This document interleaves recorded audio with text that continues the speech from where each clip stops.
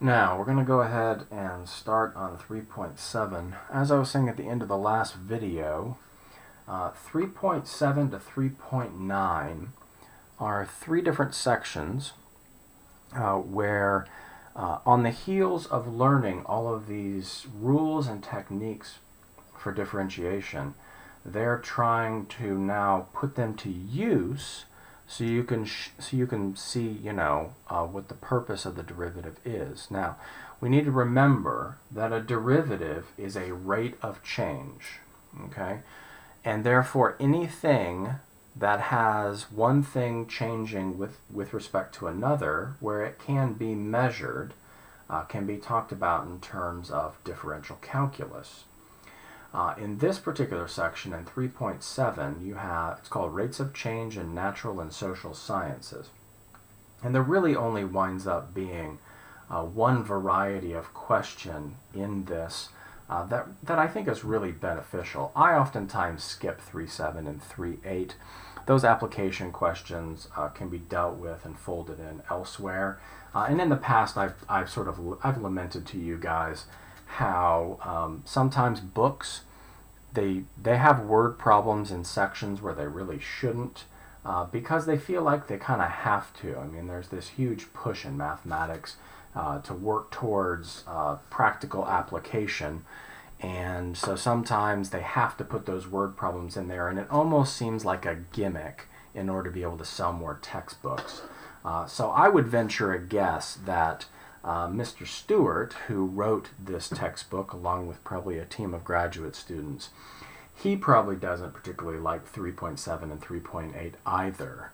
But, if you want to write a textbook and actually have it sell, you apparently have to pander to the spirit of the age, so to speak, okay?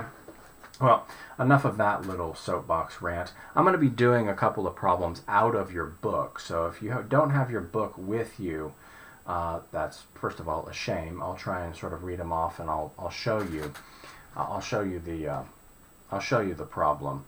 But I'm going to be doing number 2, and actually for 3.7 and 3.8, I'm going to be using problems out of the book. So if you want to wait, pause the video and wait until tomorrow to watch it when you have your book, that might actually be a good idea.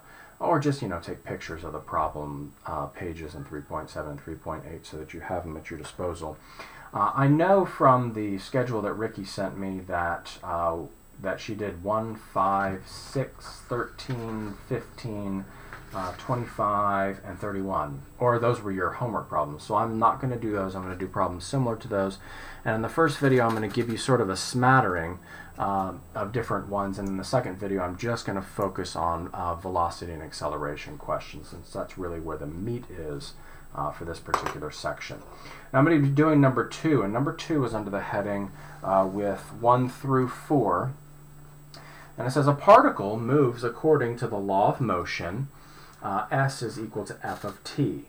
And for number 2, my f of t is 0.01 t to the 4th minus 0.04 t cubed. And of course, that's absolutely driving me crazy because I can't stand decimals. So why don't we go ahead and put it like that? That's 1/100th t to the 4th minus 1/25th t to the 3rd. Now, it asks you in part A, what is the velocity at time t?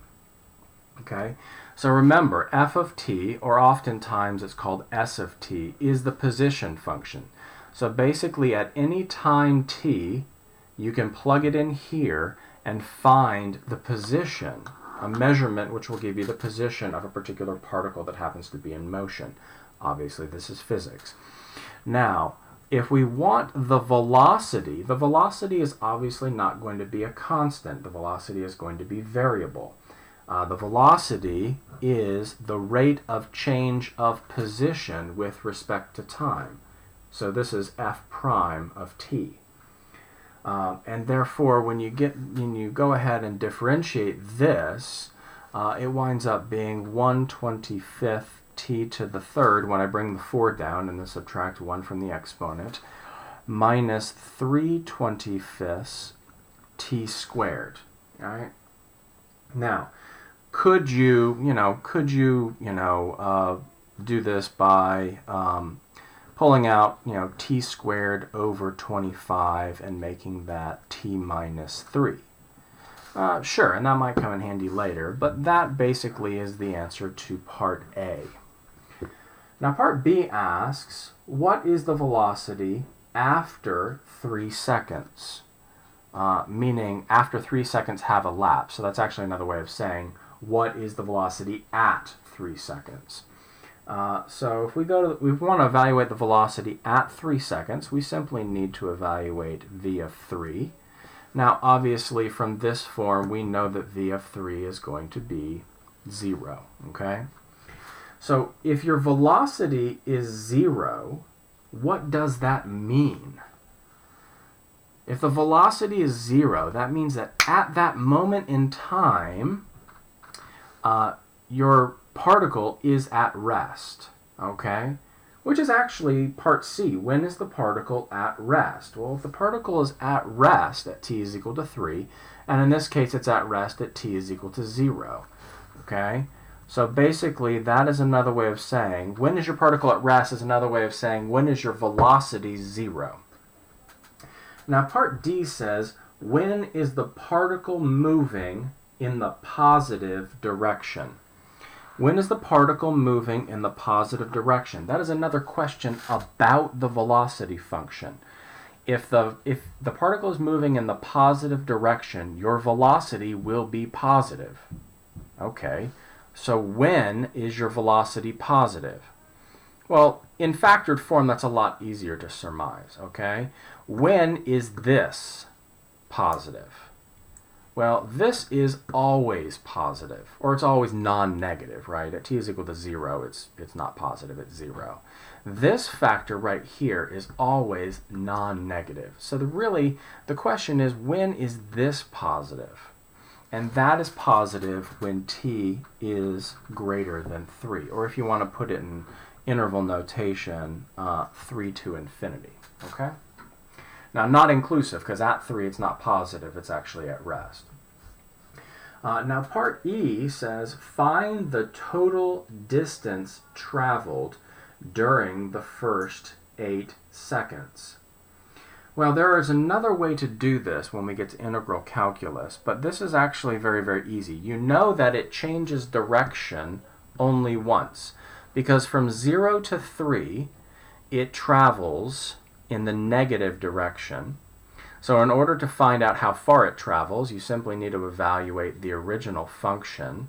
You need to evaluate the original function at 0 and the original function at 3, and then subtract and find the distance. And then you need to do the same thing with 3 to 8, right?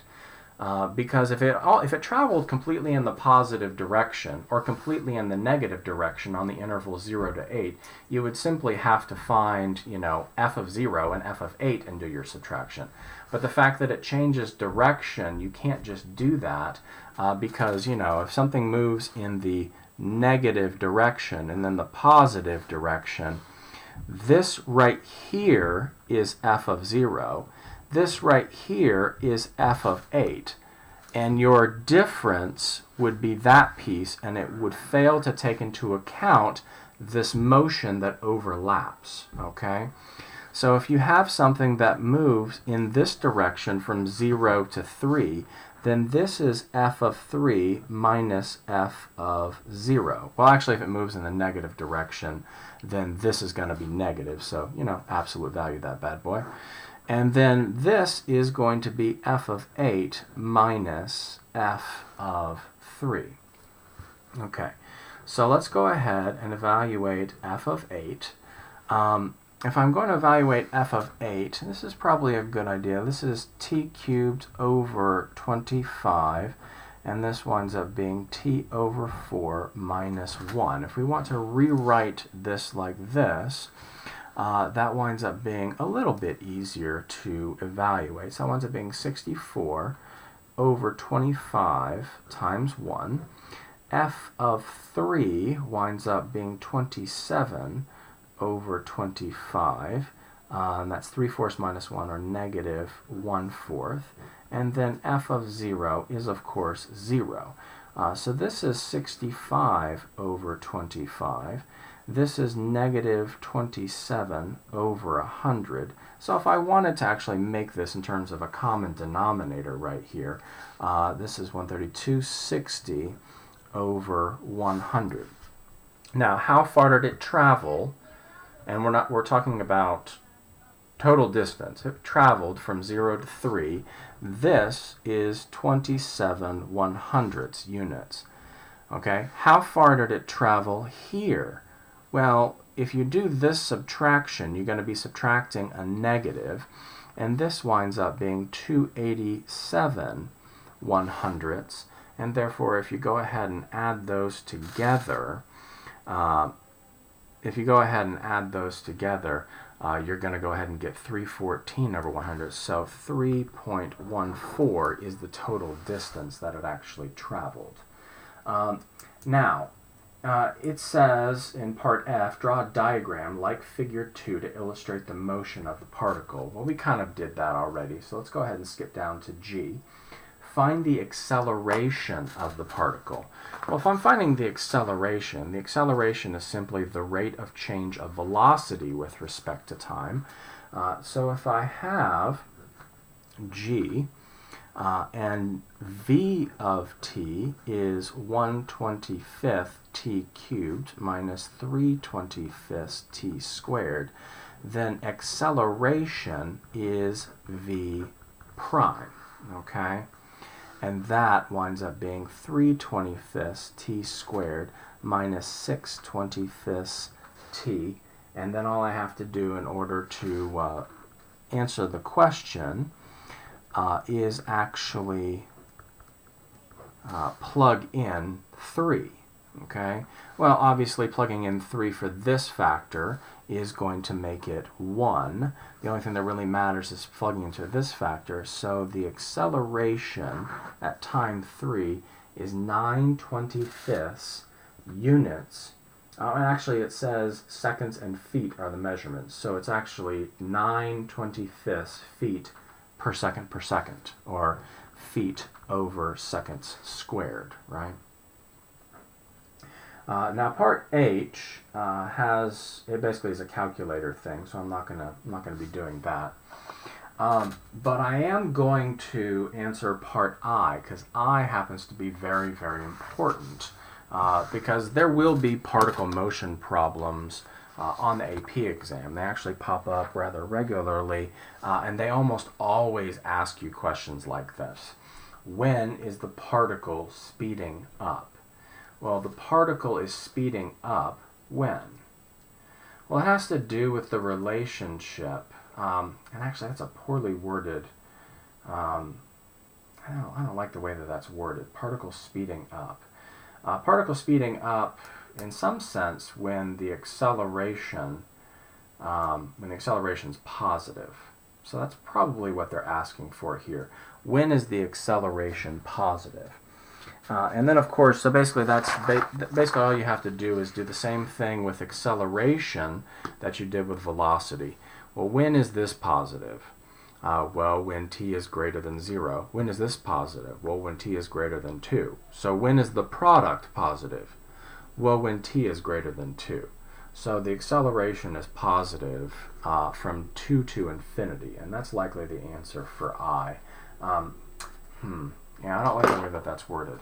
That actually brings us, that one question actually brings us to about 14 minutes. I wanted to sort of walk through that very slowly and carefully so that we can go a little bit faster on future sort of projectile and particle motion problems. We may wind up having 3 videos on 3.7. That's not a terrible thing. I'll go ahead and do a couple of miscellaneous and sort of a good smattering of questions in the next video, and then I'm hoping in the last video, the third one, to focus primarily on particle motion problems. So.